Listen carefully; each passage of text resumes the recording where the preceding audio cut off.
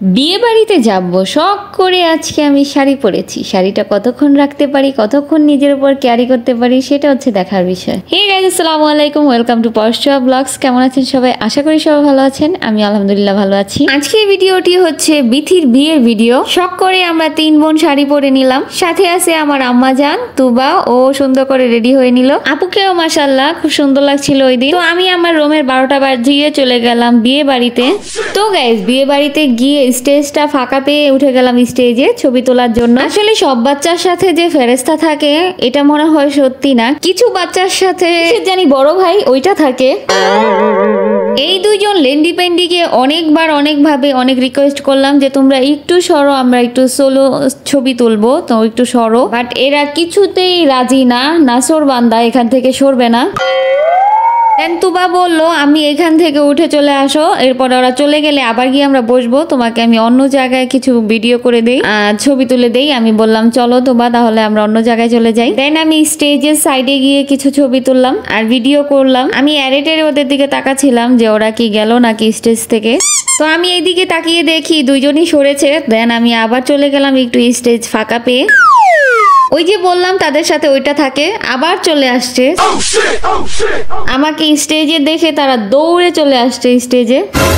আমিও নাসর বান্দা আবার চলে গেলাম অন্য সাইডে গিয়ে আবার ছবি তোলা শুরু করলাম। আর বলতেছিলাম এবার আর যাবো না, এখানেই ছবি তুলবো। এইটা শুনে দুইজনই সরে গেল, একটু কই জানি গেল আল্লাহ জানে। আর ওই মুহূর্তে আমি গিয়ে ঠাস করে বসে বললাম আবার ওইখানে। দেন আই এম সাকসেস, অনেকগুলো ছবি তুলেছি কষ্ট করে গিয়ে, যেহেতু বসেছিলাম ওইখানে। আনলিমিটেড পিকচার ক্লিক করেছি, এক প্রকার টেকনিক্যালি যুদ্ধ করে। দেন আমি চলে গেলাম বউ দেখতে। মাশাআল্লাহ বিথিকে বিয়ের সাজে খুবই সুন্দর লাগছিল। দেন বিথির সাথে ছবি তোলার জন্য তুবা বসে গেল, বললো আমি আপুর সাথে ছবি তুলবো। ওকে ছবি তুলে দিলাম, আমরা বাদ থাকবো কেন, আমরাও চলে গেলাম বিথির সাথে ছবি তোলার জন্য। আর বিয়ের দিন বউরা থাকে সেলিব্রিটি, তাদের সাথে ছবি তোলার জন্য সবাই সিরিয়ালি ধরে, এটাই স্বাভাবিক। যাই হোক, শাড়ি পরে আমাদের 3 বোনকে আর সাথে আমাদের বিয়ের কনেকে কেমন লাগছে আপনারা কমেন্টে জানাতে পারেন।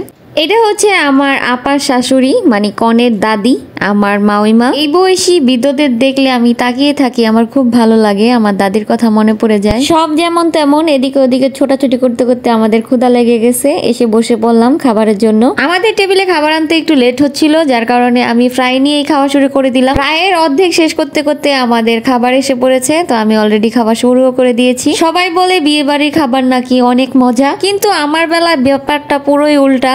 আমি কেন জানি বিয়ে বাড়ির খাবার খেতেই পারি না, অল্পতেই পেট ফিল আপ। খাবার খেতে বসার আগ পর্যন্ত মনে হয় যে কি জানি কি খেয়ে ফেলবো, বাট বসার পরে অল্প কিছু খাওয়ার পরেই আমার পেট ফিল আপ হয়ে যায় পুরো। আমার কাছে বিয়ে বাড়ির জর্দা এবং ফ্রাই এই দুইটা জিনিস খুবই ভালো লাগে। সব খাবার স্কিপ করলেও এই দুইটা যদি থাকে আমি অবশ্যই স্কিপ করি না। আমার প্লেট দেখেই বোঝা যাচ্ছে আমি কি খাবারটা খেয়েছি। খাবার শেষ করে উঠতেই দেখা হলো আমার ভাইয়ের সাথে। এটা হচ্ছে আমার বংশীয় ভাই, মানে আমার চাচাতো ভাই। ভাইয়ার সাথে অনেকদিন পরে দেখা হয়েছিল, যার কারণে আমার একটু ইন্টারভিউ নিয়ে নিল সে।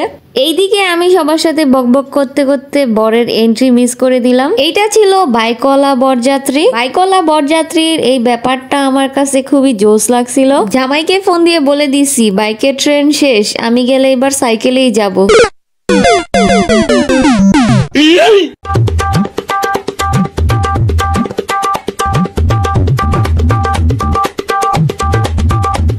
বর তো চলে গেছে অলরেডি স্টেজে, তো আমাদের কনেকেও এবার নিয়ে যেতে হবে। আমরা দাঁড়িয়ে গেলাম কনেকে এবার স্টেজে নেওয়ার জন্য।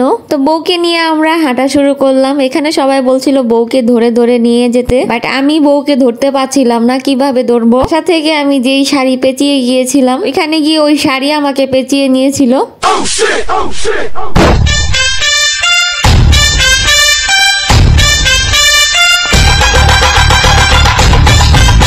শাড়িতে নাকি একজন পরিপূর্ণ নারী, আমি নারী শাড়িতে হয়ে যায় একজন অবলা নারী।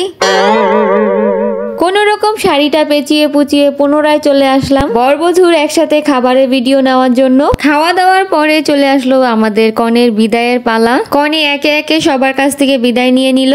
এই সময়টিতে বিদায়ের ওই গানটি আছে না, ওইটা আমি অ্যাড করতে চেয়েছিলাম, আমি যাচ্ছি বাবা আমি যাচ্ছি, বাট কপিরাইট খাবো, যার কারণে গানটা ইউজ করলাম না।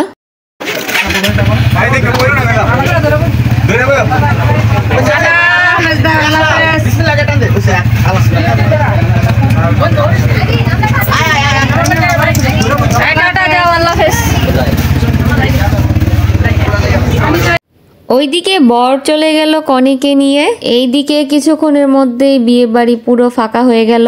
আমরাও বাসার সবার কাছ থেকে বিদায় নিয়ে চলে যাচ্ছি। আসলে এই শাড়ি ক্যারি করা খুবই টাফ একটি ব্যাপার। কোন রকম শাড়ি টাড়ি উঠিয়ে আমরা হেঁটে হেঁটে চলে আসছিলাম। এখান থেকে গাড়ি পাওয়া যাবে না, আরেকটু সামনের দিকে যেতে হবে। এই জায়গাটি খুব সরু। আমি আপুর হাতে দিয়েছিলাম মোবাইলটা ভিডিও করার জন্য, ওর হাত কাঁপছিল কিভাবে ভিডিও করবে। এই দিকেও পানি, এই দিকেও পানি। তো গাইজ, আজকে ভিডিওটি এই পর্যন্তই ছিল। ভালো লাগলে লাইক মাস্ট। দেখা হবে নেক্সট ভিডিওতে। সেই পর্যন্ত সবাই ভালো থাকবেন, সুস্থ থাকবেন। আল্লাহ হাফেজ।